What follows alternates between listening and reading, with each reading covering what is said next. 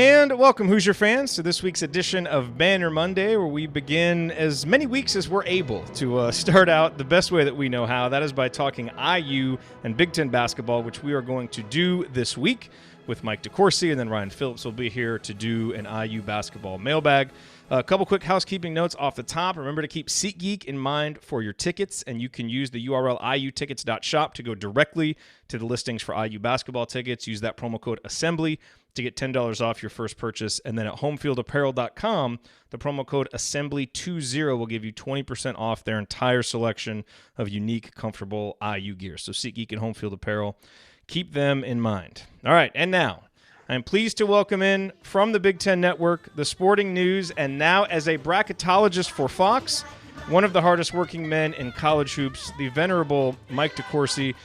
And Mike, you know, outside of Michigan State is quite good, the Big Ten is so hard to figure out right now that I figure we'll just skip it and analyze something a little less confusing. So let's talk about the escalating tensions with Iran. Your thoughts on that? Yeah, no? It might be easier to figure out. That's all true. Right. Nah, let's go with Big Ten basketball instead. That's what we planned on talking about. As we always do, let's start with your thoughts on Indiana. And let's start with the positive, because you released your first bracket today. You have Indiana as a number 8 seed. Make the case for why Indiana is a tournament team right now. Well, the case is simply that everybody else who could take their spot is in a tournament isn't a very impressive tournament candidate either. For me, 8 seed does not connote necessarily solidly in. It to me says, and I really believe the committee does this. I think when they're sharp and they're paying attention, I think they do this. I think they put teams in the 8-9 game as a punishment to an extent that, you know, at a 10 or 11 seed that they believe might have a chance to do something, they would put in that spot. And then the team that they really don't believe in, they put in the 8-9 game and say, if you can do something with this, go for it. And that's really what I was doing. I mean, NC State, their opponent in the fictional game or figurative game that I put on the bracket has a lot of the same problems. So I wouldn't view that. I would view that as they are more solid a tournament team at this point than Georgia is, or Oak State, which were on the first 4 list. But I would say that they're less solid than, say, Rutgers, which I listed as a 10 seed. I don't believe that it's fair to the number 1 seeds to give them as strong of opposition in the second round as you would give the 2 seed or the 3 seed. That doesn't make sense to me. So I've always believed that that's the way they do it. It seems it to me. They've never said that, but it seems it to me. And that's the way I did this, and probably will continue to as I get closer to when they really start to feel like they're more in cement than this one. So Indiana's 11-3, not as solidly in as Rutgers, as you just said. And actually, when you look at the raw efficiency margins right now, Indiana is 13th in the conference, 0.1 ahead of Northwestern for last place. Now, granted, that's only 3 games in. To be fair, 2 of Indiana's games have been on the road against Wisconsin and Maryland. I don't know of anybody who's faced a tougher pair of road games than those. But still, there are pretty clear problems. And a lot of them seem pretty obvious, but what are the biggest problems to you, and do you have any ideas for how Indiana fixes them? Well, for me, the biggest problem is commitment to the offense.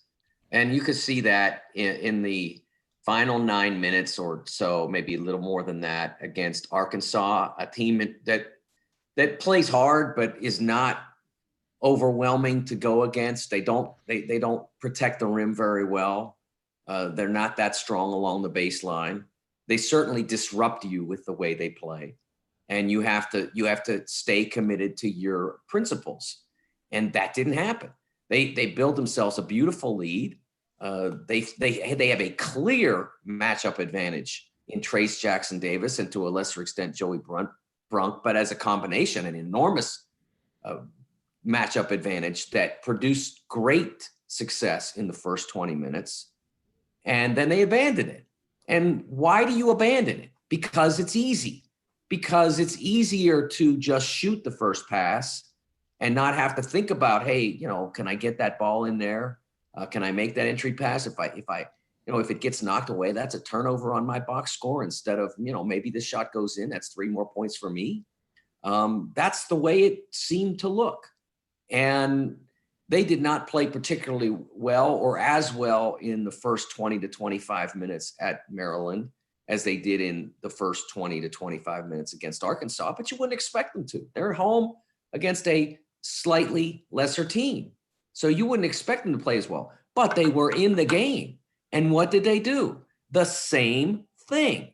They abandoned their offense. They said, we've done this working the show stuff long enough, hard enough. It's my turn. Let's see what I can get done. First pass, guarded, that's okay. I'll shoot it. And you're not beating Big Ten or NCAA tournament level. There are teams in the Big Ten you can maybe beat like that. Maybe, not many. But there aren't any teams in the NCAA tournament you can beat like that. Not unless you got the Chicago Bulls 95 roster. You don't. So that's not a consideration. You have got to run your stuff. You have got to push the ball inside. And hey, if you push the ball inside, does that mean you're never seeing it again? No, of course not. It means that if they double, if they cheat down, ball's coming back out and then you can take your shot. Then it's a good shot. But that's not what happened on Saturday. That's not what happened the previous Sunday. And the result was the same in both cases. It was a more embarrassing margin on Saturday, but it was the same result. And that's the kind of thing that if they continue to do that, they're going to have the same level of disappointment that they had 1 year ago. What's your gut feeling? Do you think that they will be able to turn that around and, avoid that? I mean, obviously losing 12 out of 13 games, that was, you would certainly hope, an anomaly. But, what's your level of optimism in this team's ability to kind of get things turned around and get some positive momentum built? I'll be honest. I mean, it diminishes when that continues to happen because it's not what happened on Sunday and Saturday was not unprecedented. It happened a lot last year. I have my questions about how comfortable, how healthy, for lack of a better term, Rob Phinisee is. He doesn't look like himself. I have to wonder if he's compromised physically at the moment because he just doesn't look like the player that I saw when he was healthy a year ago. I saw a guy who was capable of leading a quality Big Ten team, and that's not happening at the same level. And also a guy who was really effective defensively against the basketball. And I didn't think he was poor in that area on Saturday, but I didn't think he was dominant or controlling either. I thought he was fine. So I thought he did his job. But I wonder about whether that's the problem because it's not, what's happening out there is not indicative of a team that's being controlled. And some of that, again, goes back to the fact that the player, even if he is healthy, the players that he needs to get to do the right things are players who have more experience than him. It is hard to lead when you are less experienced than the players you're trying to lead, unless you are either enormous, and powerful and physically powerful, or you're just incredibly good. And then they have no choice but to listen to you. And that's not, Robert's a fine player, but he's not, he's not De'Aaron Fox, say. He's a very good college basketball player on his better days. So it's hard to lead from there. So it has to, at some point, it has to come, the leadership on this team is going to have to come from the coaching staff. And what I mean by that is guys are going to have to be held accountable. If the right things don't happen, then playing time is going to have to start coming off the table. A year ago, that wasn't possible because there weren't any options. It's still not a super deep team on the perimeter. But if that doesn't happen, there's no reason to believe that it ever changes. Because unless those guys decide that they want to win badly enough to start playing the right way, the way their coaches tell them to, just on their own, I don't see how else it happens. That scenario where they just wake up and say, okay, I want to win. Why didn't they win on Saturday? Why didn't they want to win on the previous Sunday? So I don't wait around and wish for that. I think there have to be some consequences to players who aren't following the directives of the coaching staff. And I know your alternatives are limited. Armand Franklin on Saturday was not effective. But there comes a point where if you're going to lose, isn't it better to lose with the guys that, one, have a longer future ahead of them, and two, can be convinced to at least, even if they're not playing effectively, play the way you want them to play? All good points. We did get a few listener questions for you, and I want to hit one of those, which is from Alex. He said, in your opinion, against which teams does IU match up favorably or unfavorably in the Big Ten? Well, I think first of all, no one matches up well with anybody on the road in this league for the most part, because it's because other than perhaps Michigan State, and we really haven't even seen them have to do it. Their schedule is very advantageous early, really disadvantageous later. So they're getting comfortable early in the schedule because of where they're having to go and the number of opportunities they're getting at home. And that's going to help them build a formula and a confidence. They already have the most talent, and now they start to be able to build that while they're playing a significant number of home games, a significant number of games against what few unaccomplished teams there are in this conference. So that's where it starts. When you look at it from there, I think it depends on whether Indiana is doing things they need to do. If the ball is flowing inside the way it needs to flow inside, then there are teams that they do match up well against. I think you'd look at, for instance, Maryland, which, I know they didn't play as well, but if that game were at Assembly Hall and they played the way they're supposed to play, like they did say against Florida State, it's a winnable game for them. Because as good as as Jalen Smith is, if you've got the two big guys playing together and they don't, they do now have that option. Now that they have their freshman big man available to them, Shaul Marial, they can do that, but it's still not a steady diet for them. So you can maybe overpower them a little bit. That didn't happen on Saturday, but if you were playing them in a neutral floor or playing them at home, perhaps you could make that happen. I know Wisconsin is not, is a team that they have not played effectively against very often. But I think that, again, if you play the way you're supposed to play, you have a chance to be effective in that game. Again, especially at home. Obviously, Northwestern right now is not playing well and they're injured. So everybody would want a shot at them at the moment. But I think that it's a really deep and strong league. So the first thing that you have to do is you have to go out there and you have to be playing at or close to your best every game. Because if you're not, you don't match up well with anybody. Everybody is a problem for you. You saw it with Nebraska. They have not played as well since that week when they played IU to overtime and then beat Purdue and beat them pretty handily. They have not played well since then. And it hasn't mattered who against, whether it's a league team or outside the league. They have not played well. But, you can see in that circumstance that you need to be at your best to match up well with anybody. And Indiana right now, for all the promise that we saw, even though it wasn't against good opponents, they were through that when they weren't getting great resistance, they were playing together and playing effectively and playing with high energy. And they carried that through Florida State, the team that is not easy to play. They're hard to go against. Look what they did to Louisville on the road. They didn't even let Louisville off the mat. So that was a hard game, and they still did it. So it's in there, but if you don't bring it out, it isn't going to matter.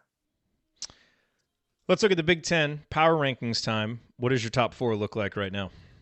Well, Michigan State is an easy number one, and I told you what their advantages are in terms of schedule, and that's contributing to the fact that they're in a clear first place right now. But they also have an incredibly deep roster. I mean, Rocket Watts got hurt for a little bit, and Gabe Brown comes in and gives them more length, more dynamism, still a shooter, not as great a ball handler. He's more of a pure wing than Rocket was. They were playing more two guard with he and Cassius than they are now with Gabe on the wing. But I mean, when you look at those and then when they start Bingham like they did yesterday, I mean, look at the length on that team and the dynamism. I mean, they are flying and it's hard to deal with. So they're a very clear number one right now, but they're going to face challenges eventually that they're going to have to be ready to conquer. And they may not be, they may not be as experienced and as precise as they were a year ago. I mean, they don't have McQuaid, great shooter, great defender. So but they do have that incredible length and the chance to become just right now they're the number one offensive team in KenPom in terms of offensive efficiency. And I think their defense can get way better than it is. And it's right now, I think it's 13 or so. So with all that length and the depth they have to keep running bodies out there, they may get to February. And even though it gets tougher, they'll be really powerful. I have Maryland at number 2. Again, Maryland's gotten a chance to play at home a few times, which helps. I mean, IU comes in, Illinois comes in. That's 2 really good home wins. They're going to have to go out a little bit soon, and we'll see whether or not they can handle that. 3 is Ohio State, not playing well right now at all, and really surprising because, I mean, I was blown away by DJ Carton in the Kentucky game. DJ Carton played the Kentucky game like if he played 30 of those, he's a first-team All-American. I mean, he was that good that day. And if he played 30 like he played the last 2, I mean, he'd be like a walk-on. I mean, I think he scored 3 points combined in the last 2 games. So they need him to get back to at least close to the level he was in the Kentucky game. And then maybe they start to fight for the 1 or 2 spots. And then number 4 right now, Penn State. Penn State's playing great. Got a chance to we had the Iowa game on BTN on the weekend, so really got a chance to focus on that. The Palestra. If you've never been, what a fun thing they did. That's so great. Yeah. If you've never been to the Palestra, I haven't. And I know how much you love the game. I mean, if you love the game and you've never gotten there, you just have to put it down there. Someday I got to get there because it's just so cool. And it was really neat. Stephen Bardo and Dave Revson called the game, and I was following them on Twitter on Friday when they were going around the building, and it was like 2 kids that were let loose in a toy store. And then they came back, and it was very, yesterday in the green room as we prepared for our first Big Ten basketball and beyond, it was the same thing. I mean, they were just giddy. It was phenomenal. So we had that game. Penn State was terrific in that game, fought really hard against an excellent Iowa team, did a great job defensively against CJ Frederick, didn't really allow him into the game. It's hard to keep Luka Garza out of the game. That dude is good. But what they needed to do, and down the stretch, Penn State, over the course of Pat Chambers' time there, has been it's not unfair to say it, a poor offensive team. They've had a few, sort of anomalies where they were at least decent offensively, but they've been in the hundreds in offensive efficiency for more years than not under Patrick. This team still has a little bit of looseness to what they do, but they are starting to really buckle down offensively. Down the stretch against Iowa, they executed time and again. Now they're playing against zones, so that changes your mentality of execution. It's easier to see what you need to do when you're going against a zone. It's not always easier to pull it off, but it's always easier to see it.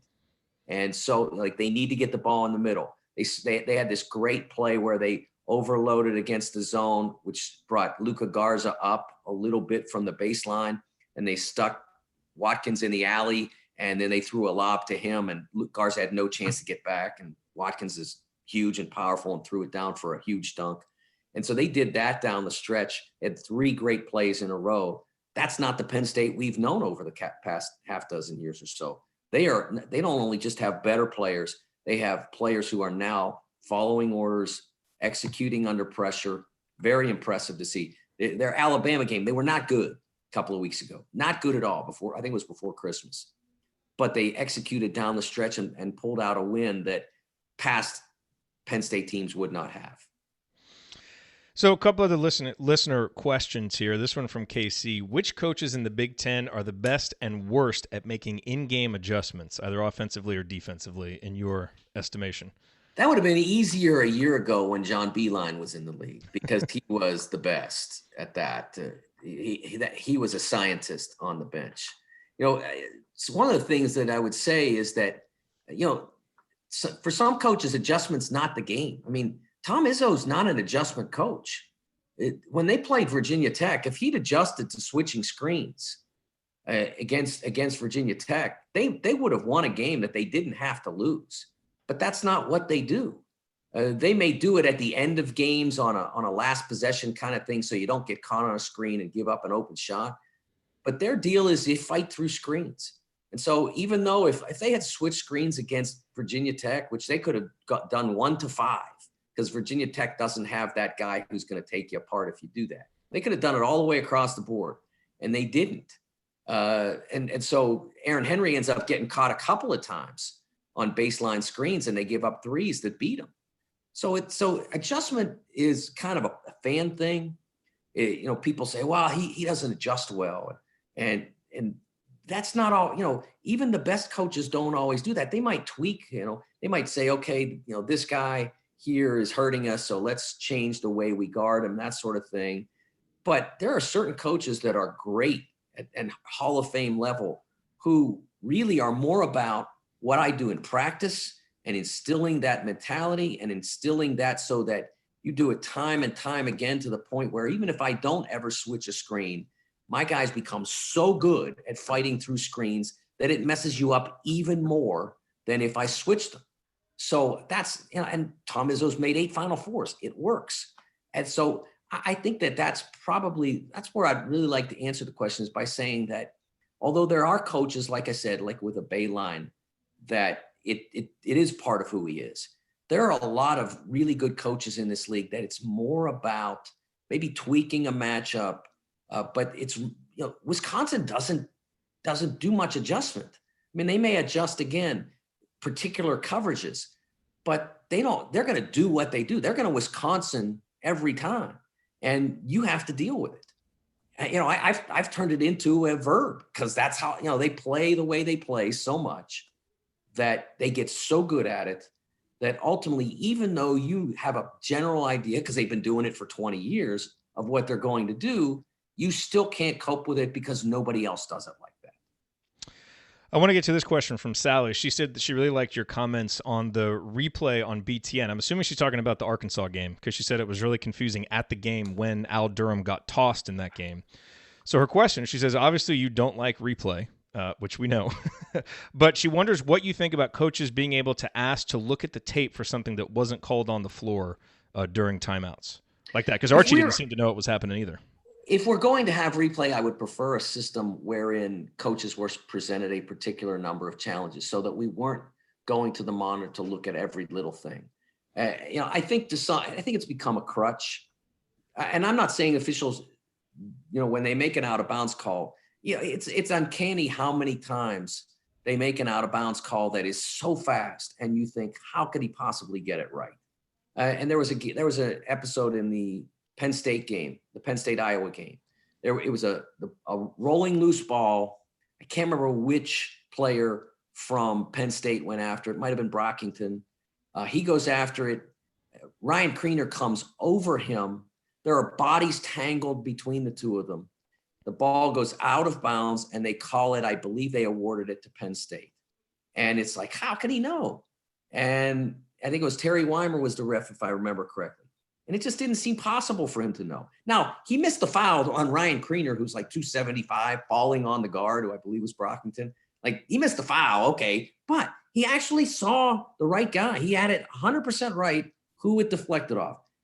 So we don't need, at the end of games, to go to the monitor to see every single replay to see, if it deflected off this guy's fingertip because the other guy knocked it out of bounds. I mean, for 1,000 years, not really 1,000, more like 128. When the guy reaches for the ball and deflects it and knocks it out of bounds, It's off the guy who reached for it and deflected it. It's always been the way it is. So now we have video and we have to say, well, it did come off the second guy's fingertips. So it really should go to him. I just don't think that's good for the game because I think it makes it seem as if that last minute, 2 minutes is more important than the first 39 or 38. They're not. At the end of the day, they're not. You know, I've heard J.D. Collins say it is, but it's not. It may be more intensified. It may be more scrutinized, but it's not more important. If it were, we'd have 1 minute games. You know, we wouldn't play for 39 or 40. We wouldn't play for 40. We'd play 1 minute because this is the only minute it matters. So I don't buy that. I don't like the way video has overtaken sports. Here's why, Jerod. Number one, they don't always get it right. We saw that in the Ohio State Clemson football game. Guy took 3 minimum, probably 4 steps, drops the ball. That's a fumble. That's the way it is. 3 or 4 steps. Slow motion, fast motion. He took 3 or 4 steps. That's a fumble. And he had the ball in his hands the entire time. The nonsense about him not bringing the ball into his chest is pure nonsense because the reason you knew he had control was because he didn't bring it into his chest, because if he was fumbling to keep it, he would have done that because it would have been the only recourse. But he knew that the defender had his hands in his chest and that if he brought the ball into his chest, then he would have knocked it out. The guy would have been able to reach it. But as long as he had it out here, he couldn't. So he was clearly controlling it. So we don't get it right.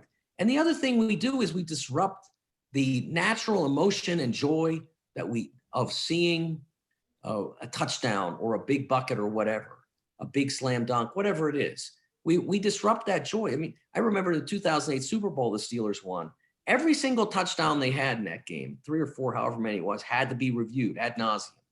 I mean, now you look back and James Harrison's run and Santonio Holmes' catch in the end zone, it seems so great. But at the time, you're like, did he score? It shouldn't be like that. It should be, he called it a touchdown, we scored, we win, whatever. And it's bad for the game. So if you want to have it, give the coach 2 challenges, 3 challenges, whatever the appropriate number is. If he runs out of them, then we don't have to worry about replay anymore. You live with the result. I could live with a system like that. And if you're going to do that, then every single play is challengeable. You got 3 challenges. You can challenge a foul. You can challenge an out of bounds. You can challenge whatever. This nonsense where you approve a pass interference rule where you can challenge it, but in the meantime, the people who are in charge are not going to approve any such challenges. That's antithetical to competition. The NFL should be ashamed of itself for doing that.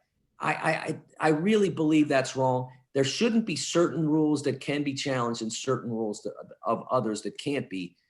You know, we've been brainwashed into thinking that makes sense, but it really doesn't. I fully concur. Last question for you, Mike. You know, with the last 30 to 60 seconds that we have, Indiana has offensive problems, but we want to talk about offensive problems. Vaunted offensive mastermind Matt Painter and his crew put up 37 points at Illinois. So let's end this on a high note for Hoosier fans. Oh. Give us some analysis of Purdue putting up 37 on the road last night. Yeah, I'll give you analysis. It was on the road.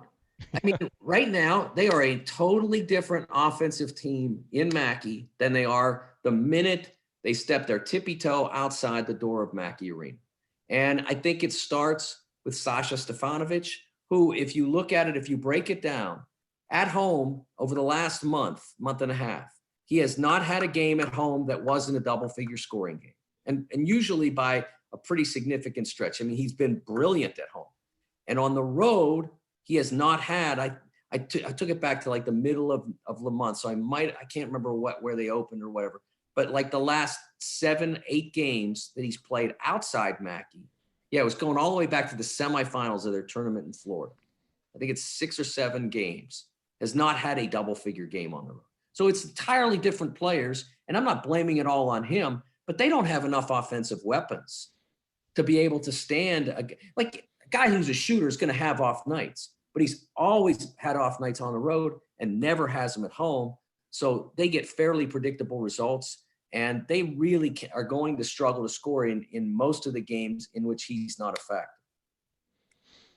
Well said. Hopefully those offensive woes continue for the Boilermakers. Oh, I'm not saying that. No, well, I'm saying that. The guy in the IU cap, which I forgot. I'm sorry. You should have. I should have had my cap on.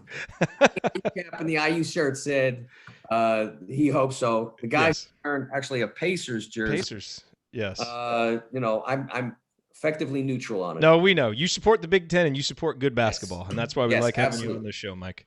All right, well, thank you so much for being here, and I look forward to doing it with you again soon. Thank you, Mike. Sounds great, Jerod. Always a pleasure. Take care. All right, the great Mike DeCourcy joining us here for Banner Monday. Always appreciate Mike's insight on the Hoosiers, on the conference.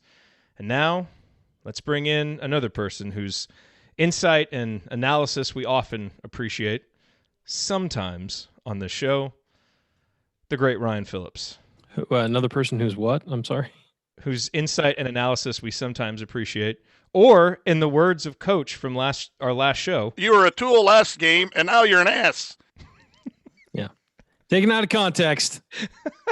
Taken out of context. Your specialty, Morris. By the way, I game. I know. I had some fun going through that game and pulling it had to be mostly Coach, right? It was all Coach except for this laughter in unison by us, which I found to be really entertaining in response to something Coach said. Here it is.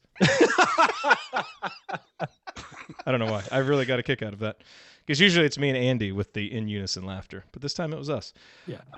Okay, so let's hit these mailbag questions. The first mailbag question comes to us from Brian, and this one is directed to you, Ryan. Can your mom bring some tiramisu? Yeah, she's going to try just for Coach. Okay, all right, I'll stop now. Yeah, please do. Okay, so let's hit the mailbag questions from Jeff. What's wrong with Rob? Is there any path to a successful season without him playing to his potential? Should he be starting regardless of the fact that he hasn't been playing the way we'd all hoped and expected, given the lack of good decision-making by the guards who have been starting? I will turn this to you, but I will just defer everybody to basically the second part of our first segment of the postgame show, where we really broke this down. And essentially the answer was, I don't think there's a path to a successful season without him at least approaching his potential. And I think I think there. And we all agree that. Yeah, we all agree with that. Any path to a successful season this year for Indiana assumed a healthy Rob Phinisee improving his ability, expanding on his freshman year and getting better. So I think that, there's not really a path for Indiana to be better because of how thin they are at guard. And we talked about this in the postgame show. It's probably something that the coaches should have addressed last year, knowing coming into this year, you were going to be thin at guard. If one guy gets injured, where are you at? I think that it is a fault in coaching and recruiting and targeting the right guys. You've got to, I know you want to go get a guy like DJ Carton was the big one last year. You want to go get DJ Carton, but you've got to have backup plans, and you've got to have, you've got how much energy you're going to put into DJ Carton, knowing that you could lose him when there's other guys out there who are then you're going to turn to and are going to be like, well, they haven't been recruiting me that hard, but now that another guy's going someplace else, so it's a problem on several levels. One is that your season should never be relying on one guy being good. It just shouldn't. It's and that's sort of where Indiana is that if Rob Phinisee's not good, the offense is what we've seen the last couple of weeks with him not being good. And we know Archie has said he's dealing with an abdominal issue. He's going to be dealing with all year probably. Yeah. That's not a recipe for greatness when you're dealing with an injury, and it's probably not Rob's fault, but and it's probably not anybody's fault really. It's just an injury, and that's bad news because the other guards aren't making great decisions. They aren't playing well, and they're not, doing and making winning plays. And when he was right last year, Rob Phinisee made winning plays. And when he's been right this year, he's made winning plays. He helped beat Nebraska in overtime. That was largely the Rob Phinisee and Trace Jackson Davis show in overtime. And that's the only reason they escaped with a win there. So the only thing that I can say about this team without a healthy Rob Phinisee is they're going to have to find ways to win. And without a guy who can shoot 40% from three, who can score going to the rim, and who can move the ball and get the ball in the hands of the right people, there's nobody else on the team that I'm convinced can do any of those things. Al Durham can shoot a little bit. Devante Green can make shots when he's not just launching crazy shots. And both of those guys can find people, but can they do it consistently? Can they defend the way Rob Phinisee can defend and all of those things? So it's a fault of those in charge that this season is so dependent on one player being healthy and being right. As far as whether that's ever going to happen this year, I don't know. We don't know. We are not in Rob's body. We don't know what he's dealing with. But clearly he's not the guy that we were hoping he would be at this point. Whether or not he's capable of being that guy, we don't know, but health is certainly a big issue. Yeah, and as to whether he should be starting, I'm hesitant to criticize that's the coach's hard. starting decisions too much, although I did do it before the last game, but then Rob came out and played really poorly. So I would still say by default, I feel like he should be out there because he's still better defensively than the other guys, and maybe by playing through some of this, he'll get better, but I can't say right now that it's clear cut because we're not watching practice, and what we've seen on the court has not been that impressive, frankly, over the last few games. So I'm gonna defer to the coach on that one, but if I had my druthers, I would like to see him in the starting lineup. But I don't say that. Yeah, I mean, I think we all would, but but it's the kind of thing where are they still limiting his minutes? Are they doing this? Are they doing that? Like, what are we trying to maybe get a burst without him and see what we've got? I mean, we don't know what's going into that decision, but clearly Rob's not right. I mean, it's obvious to anybody watching the game, and so that makes you think that maybe there are more reasons behind why he's not starting. And maybe it's that he's not practicing very much. Yeah. We're not practicing well when he's out there. Okay, we got a lot of questions about the offense, as you would expect. Jeffrey we says, don't know. Yeah. Well, so here's something. Yeah. He says, what offensive adjustments can we realistically make given the lack of perimeter shooting? And here's what I would say to that. I would not concede the lack of perimeter shooting because we have to find perimeter shooting to win. So I don't think you can look at it and say, okay, we're not. If you don't make shots, perimeter you're having shooting. last year's season. That's essentially. It can't just be let's compensate for not having shooting. You have got to find a way to manufacture shooting. So, and look, that's easier said than done. I get it. But whether that is running some plays for shooters, changing what you're doing in practice, maybe even loosening the reins a little bit on these guys so they're playing a little bit freer. We kind of hypothesized a little bit on the post-game show about, it's weird how all of a sudden the final 5 minutes of the game when everybody's just playing loose and the game's been decided, Indiana starts draining all these shots, whereas the first 35 minutes they played so mechanical, they played so robotic, and after talking to some people, I think that's an issue with this team. Being overcoached, kind of. Yeah, and so is there? I mean, yes, you still have to have guys play within a system, and you can't just let people shoot any old shot. Shot selection matters, but are these guys a little bit too tight? Because Devante's he's a solid outside shooter. Al Durham is a solid outside shooter. These guys can make shots, and while Armand, Jerome, Demise, Justin Smith, we don't have enough evidence to call any of them good shooters. They're at least decent. Like, they're better than the numbers that they're putting up. So is there a way, both through what we're doing schematically to try and get guys more open shots, try to go inside out more, whatever it is, and just through the way that the coaches are reaching these guys, that we can get the shooting? Because I don't think we can concede the lack of perimeter shooting. We have to find a way to improve it. And that doesn't mean that the focus isn't still down low, because that's the biggest strength. Yeah. But we've seen this before. The shooting has to come. And here's the thing. If you can't shoot it, what you need to do is get to the free throw line, because you need those cheap extra points. I mean, like, a 3-pointer is better than a 2-pointer because you get 3 points and not 2 points. It's not, better because it's an easier shot or anything like that. It's this statistical advantage you get from making threes. I know it sounds very simple, but a lot of people don't really put that together. They just think you have to have outside shooting. No, the outside shot is worth it because of the inherent advantage of having 3 points versus 2. And so if you're not going to get those, you need to find those extra points somewhere. And Indiana was doing it at the free throw line earlier in the year, of course, against lesser competition. But what you need to do then is find ways to get to the free throw line and get those extra points. And part of it is finding a way to get the ball into Trayce Jackson-Davis, even when the defense is packing in the paint, something Indiana failed to do last year. Didn't have the inside presence last year that they do this year, but what they did have was a team that could drive And what happened last year was teams packed in the paint and made driving very difficult. It's the same thing this year. It's just to solve a different problem. They're packing in the paint, not to prevent drives this year, but to prevent you throwing it into the post. The passing lanes aren't there. There's more people in a smaller area. There's everything closes up. Passing lanes, driving lanes, everything. And then when Trayce Jackson-Davis gets the ball, the help is right there as opposed to needing to run from outside the three-point line in, opening more space. They can just step down a little bit. He's got to make a decision quicker. He rushes decisions, maybe doesn't get as good a shot as he would have, or doesn't make the smart pass that he could have. It's a lot. It affects a lot of things. Now, what you have to do is figure out a way to get him the ball, get Joey Brunk the ball, get whoever the ball in the paint when another team is packing the paint. This is a problem that other people have solved at times. It's not going to be clean. It's not going to be perfect. It's still going to be difficult to get it in there, but you run cross screens, you run down screens, you run whatever you can to make sure that you're getting the ball in the hands of your best player. Now it's an adjustment to what the offense is. And I think that they're going to have to start doing it. And it's hard to implement new offensive schemes and ideas mid-season. That's what the offseason is for. It's very hard, but you have to start making those adjustments. I said in our group text the other day when Maryland went zone, I was like, oh, this is the worst thing they could do is go zone. I don't know why they're doing it. And Indiana scored a couple times against the zone. The reason why. We've been good against zone this year. And the reason why is they have a prescribed offense to beat a zone that I'm sure they worked on all offseason. Do they have a prescribed offense to beat teams packing in the paint? It doesn't look like it so far. It looks like they're just running what they normally run and sort of hoping they can hit the shots that they're going to get from the outside. And they're not so far.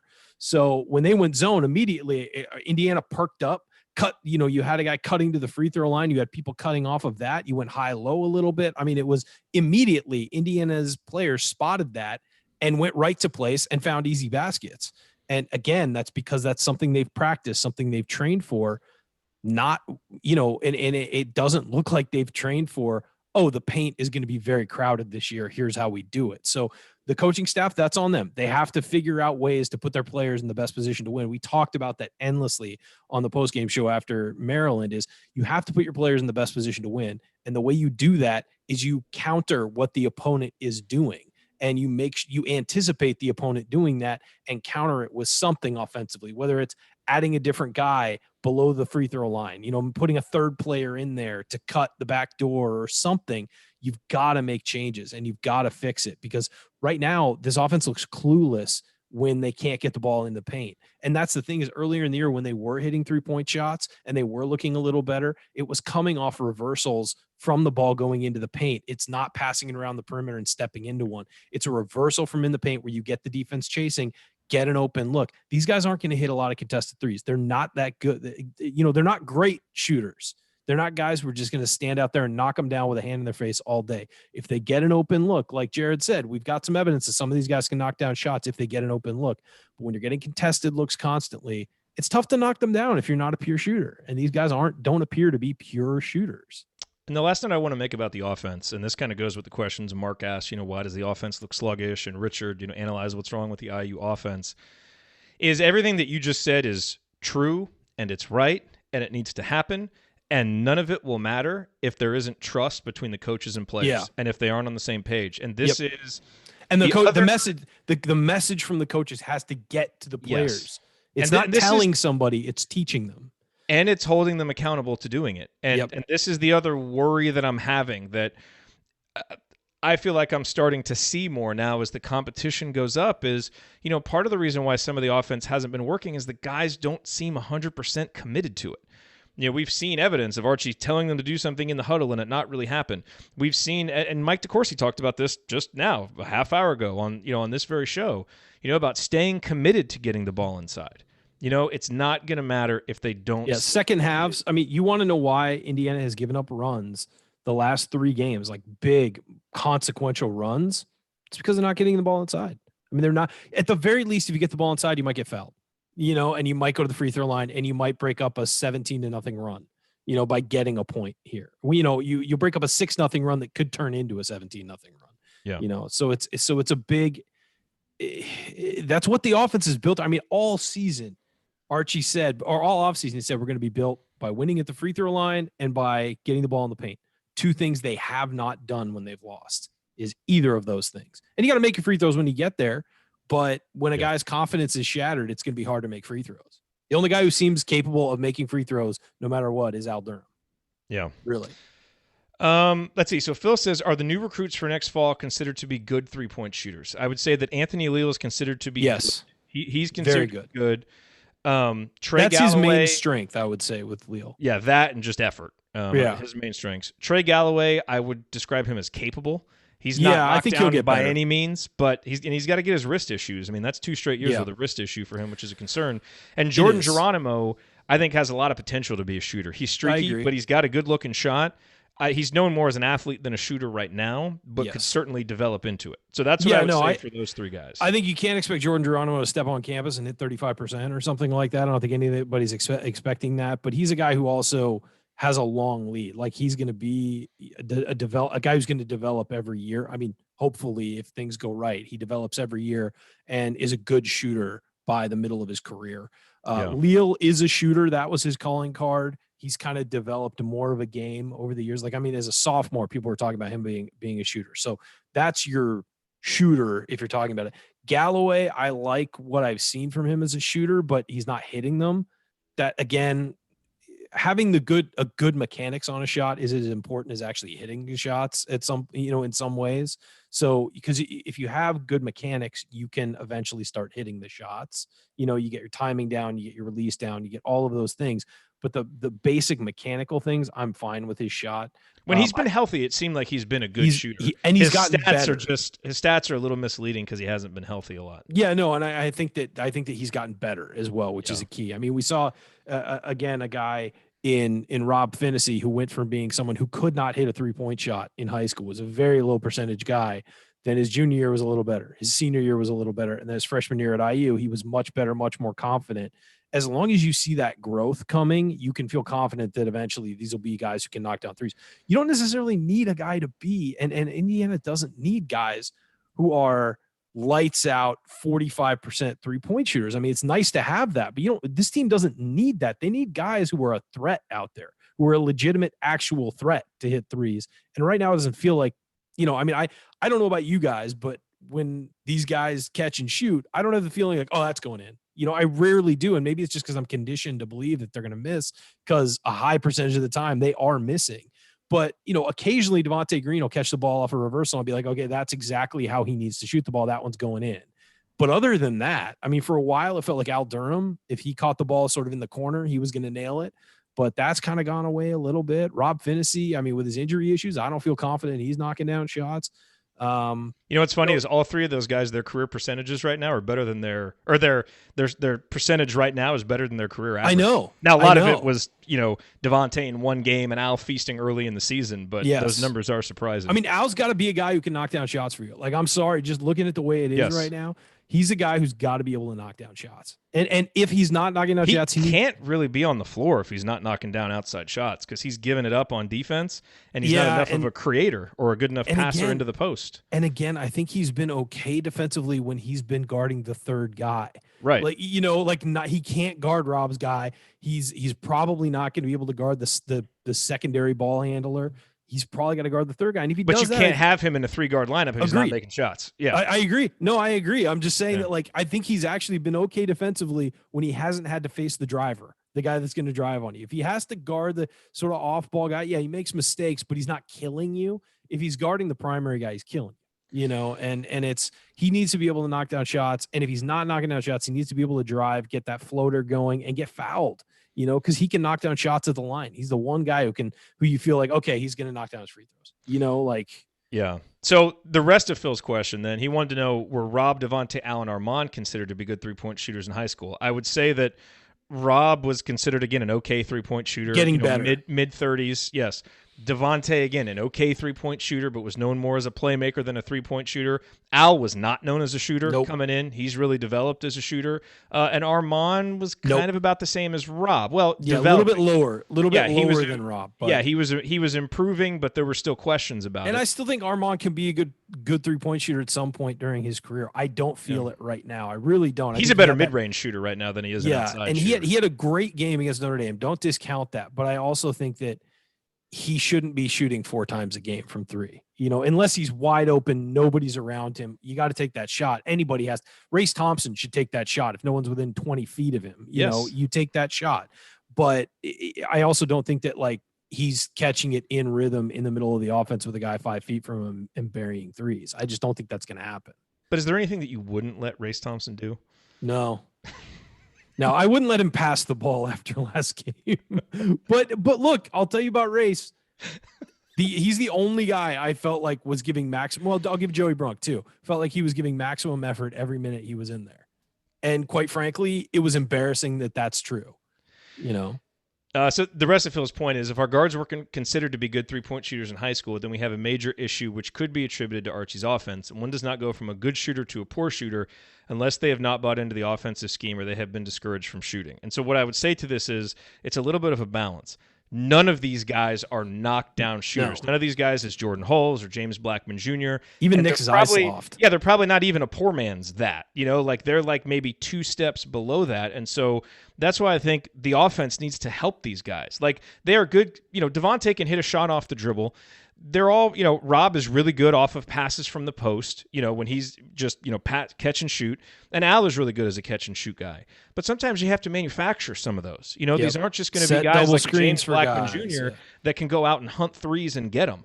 Actually, the one guy who seems a little bit like that is Jerome Hunter, but he just can't make any of them. Yeah, he just needs to start maybe that develops, but he can't make them. I mean, he profiles as one of the better shooters of all those guys, and none of them have gone down. It's clearly just a confidence thing with Jerome when he steps into a shot. You can tell his release points are different on his shot. It's all a mental. He just needs to he needs to have one. He's the kind of guy, unlike what we saw from Armaan Franklin. I said this on the postgame show, and I didn't mean it to sound as harsh as it did, but I was saying that Armaan Franklin going off in that Notre Dame game might have been a bad thing for his offensive profile. It's great that they won the game, but it's almost like he has a little too much confidence right now where he still needs to keep building on the little things before he can be a guy who goes and gets you 15 a game. And it feels like he's playing offense like he's a guy who's going to try and get you 15 a game. And so that's all I meant was that as part of his development, it was kind of like this huge spike where now he thinks he's up here when really it was a huge spike that was great, but he's still down here, and needs to keep taking the baby steps.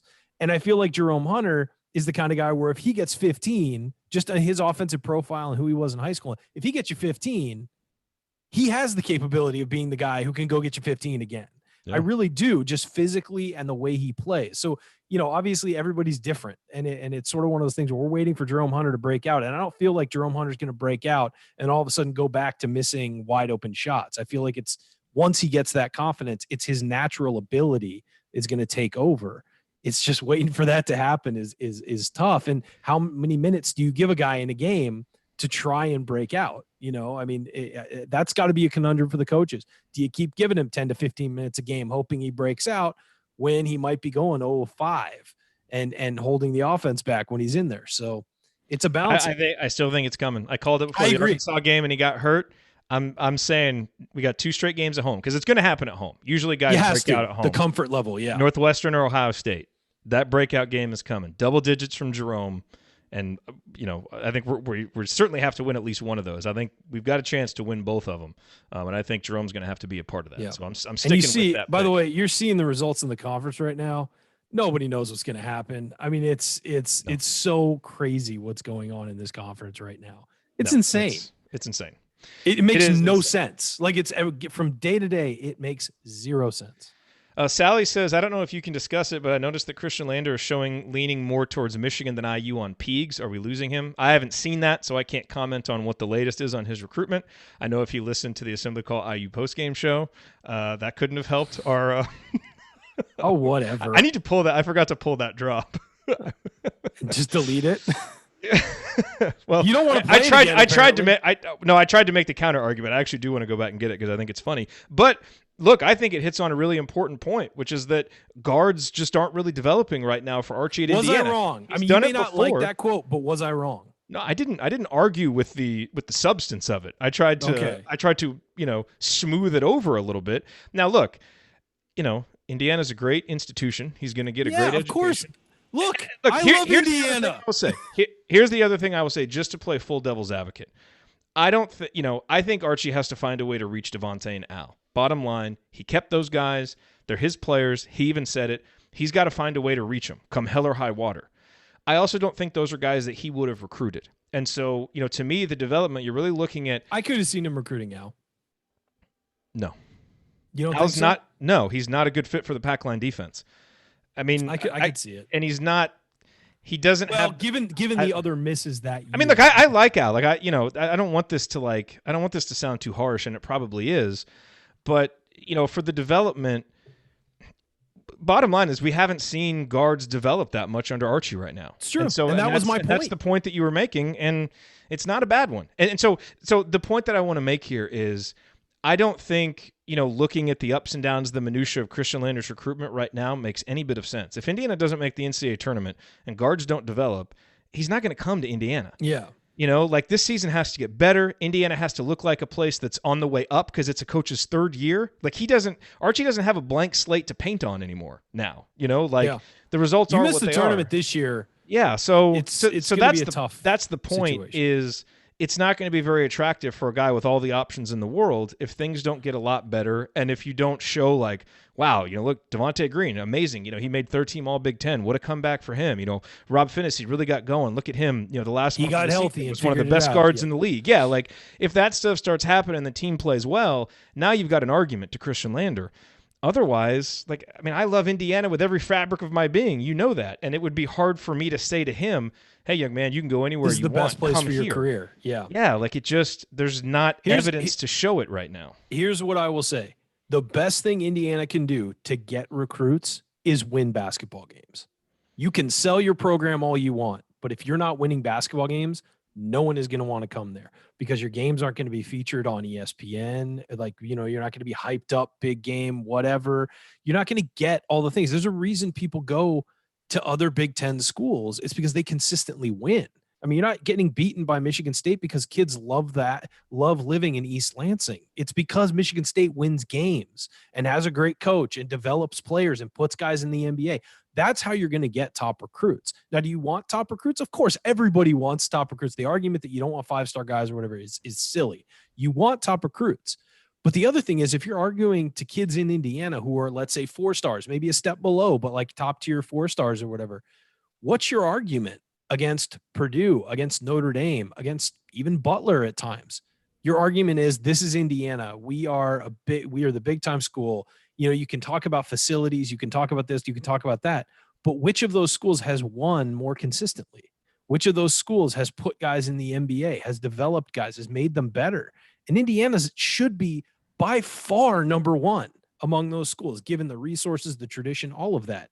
Right now, it's not. And that's just a fact. Look at my wall. I love Indiana too, but we got to be realistic about this. Is if your argument to a recruit is this is Indiana and with a big, all caps letters, like this is the place you come if you play basketball in Indiana, you got to be able to back that up with facts. You can't just say the tradition's great. Who cares if you were great in the 80s?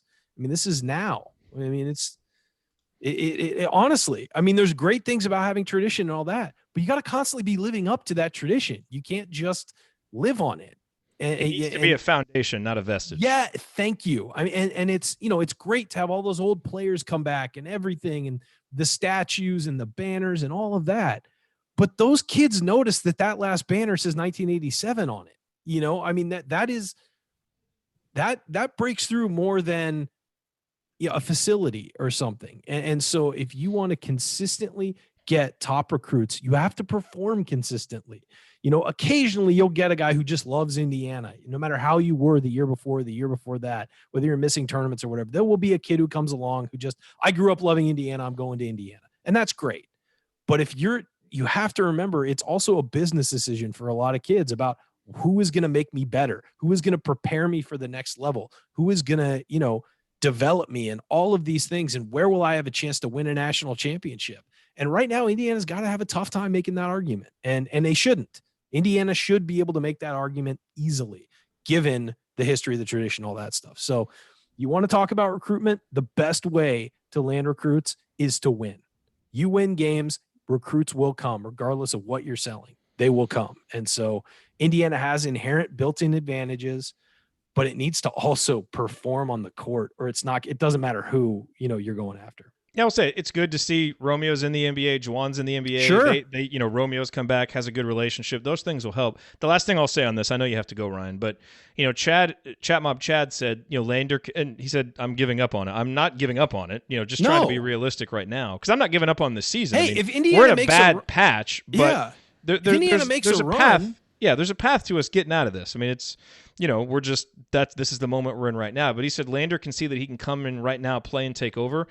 I don't think that is a legitimate selling point to a player like Lander. No, because I think anywhere that he goes, I don't think he wants to just go to a place where he can go in and take over. I think he wants to go to a place with other really good players that they can win something. See, that's and the I think thing. He'll be confident enough that, hey, I can be one of your two best ball handlers. I'm getting on the court.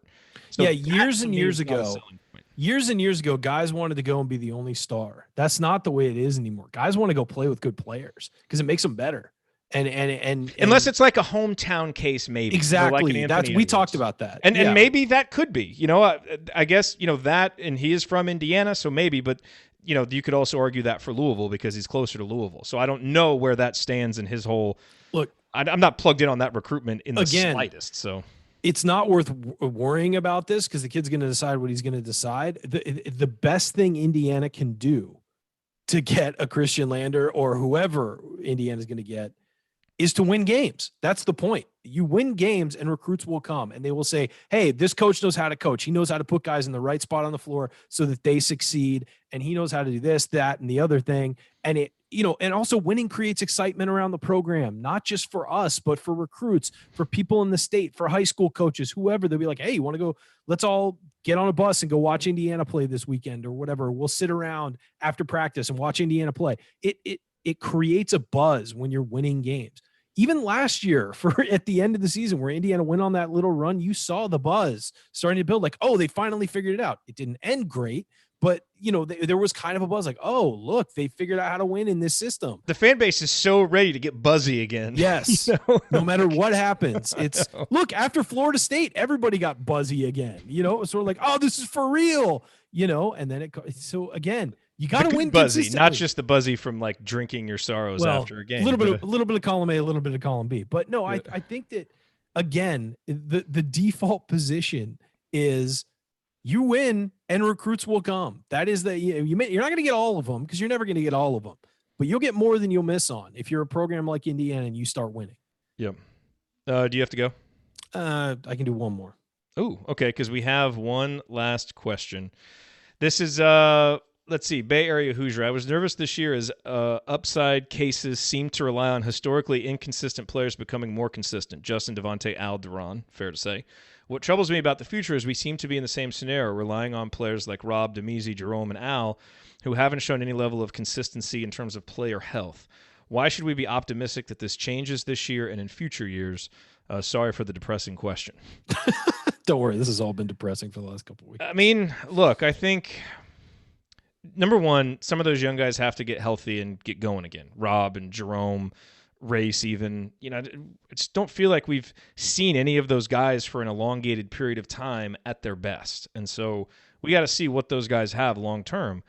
I think he brings up a good point with Devante and Duran and Justin and Al. Guys who were initially recruited by the previous staff that Archie convinced to stay, and they've been part of this program now for 2+ years. So, I mean, they are fully part of this program. Yeah. And yet there do seem to be times where the fit doesn't quite seem right and where those guys don't seem fully comfortable leading, whether that's fully comfortable leading in general or fully comfortable leading in the system that they are currently playing in.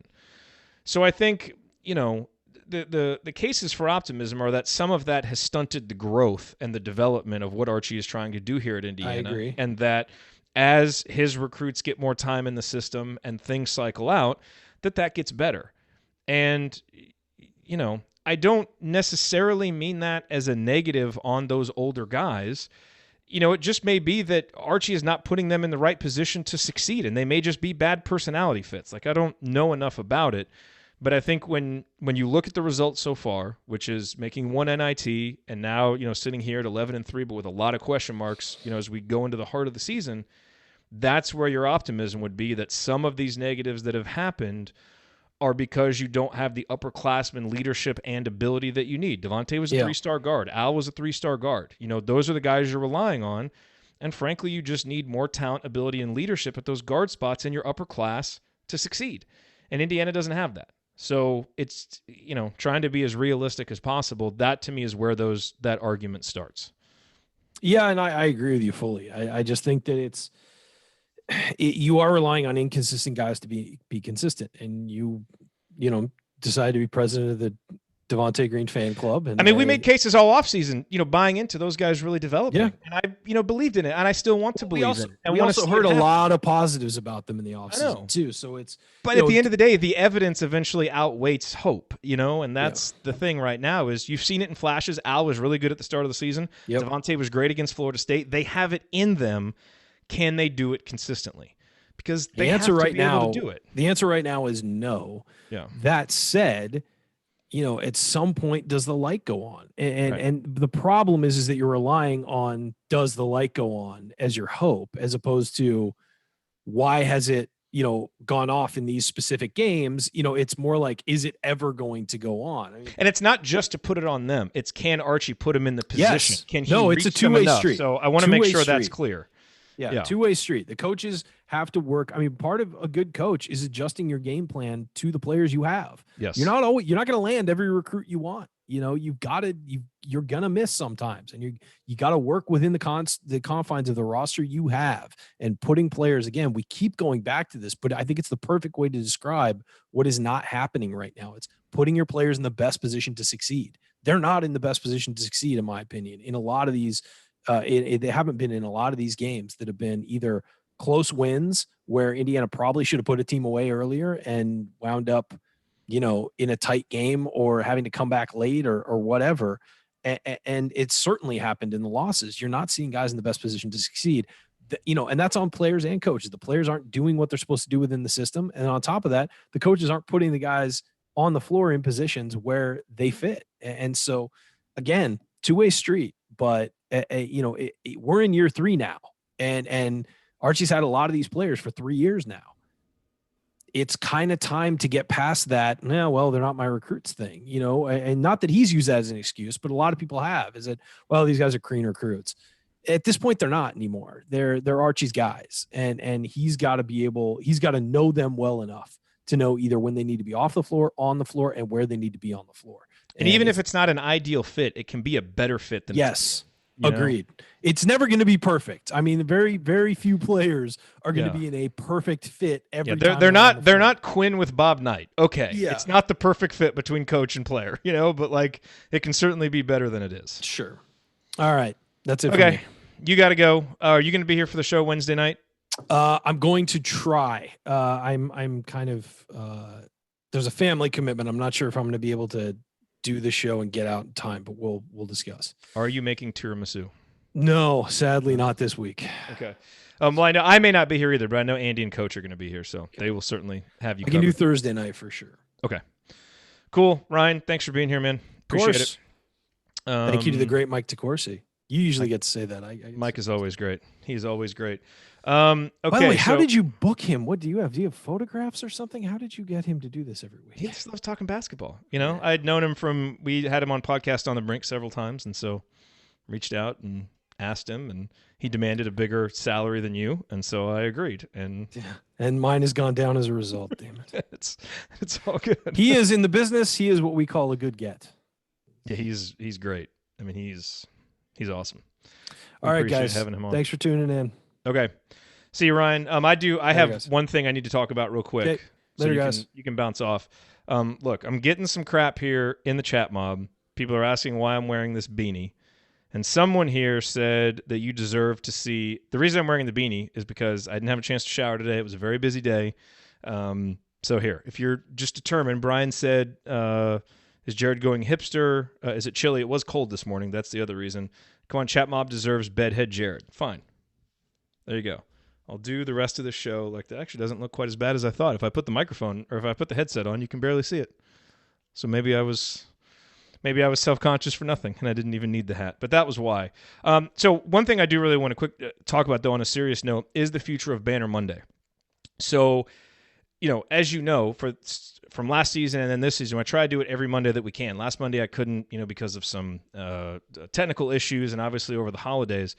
But my goal for this year was to do it every single week. I don't know that I'm going to be able to stick with that. And so I don't really want to confirm every Monday from here on out. It'll kind of be Mondays when I can. The reason why is a couple of other projects that I'm working on. Thinker's Notebook, of which I'm a founder, and Unemployable, which I'm a part of running their community. They're both kind of growing and taking up a lot more of my time during the week. So trying to do stuff during the day is much harder just depending on the week. So again, I'm going to try any Monday that I can. I'll certainly do it. You can check Twitter. Usually on Twitter, the morning of, I say if we can do it. But I just don't want to set the expectation of every single week if I don't know for sure that I'll be able to do it. So that's where I'll leave it for now. If anything more definitive, comes up as we move forward, I will communicate that to you. But we'll do Banner Mondays as often as we can. But like, for instance, I don't know that I'll be able to do it next week. So I'll just keep you posted on that. So hopefully you understand, and I appreciate your understanding if you do. But certainly it's not going to impact post-game shows, not going to impact AC radio. Those are as locked in as brushing my teeth and going to sleep. So not getting rid of those by any means. But yeah, thanks for being here. We'll be back Wednesday night, IU Northwestern, Assembly Call Radio on Thursday, and then IU Ohio State on Saturday. A lot of content coming. And hopefully we get 2 good performances to talk about because Indiana really needs them. It's been a bad couple of weeks. Indiana's taken on a couple of bad losses, and even in the wins, it kind of felt like there were a lot of question marks, and you were beating teams ranked 60 and 70th and playing them even. And so I understand where there's some negative feelings. I'm feeling a little bit more negative, more pessimistic at this point in the season than I expected. And so we all just need a win. A win and a good performance against Northwestern would really help get this thing going again. It's something the team really struggled to do last year. I'm hoping they can pull it, kind of pull things together, find that camaraderie, find that belief in each other and in the system to go make it happen. Because certainly Indiana's better than Northwestern. They need to protect home court and then find a way to do that again on Saturday. And we could be feeling a lot better with a couple of home wins, get over 500 in conference play, and start to get some positive momentum going forward for the future. Hopefully that's what we see. All right, everybody, thanks for being here. Talk to you Wednesday after IU Northwestern.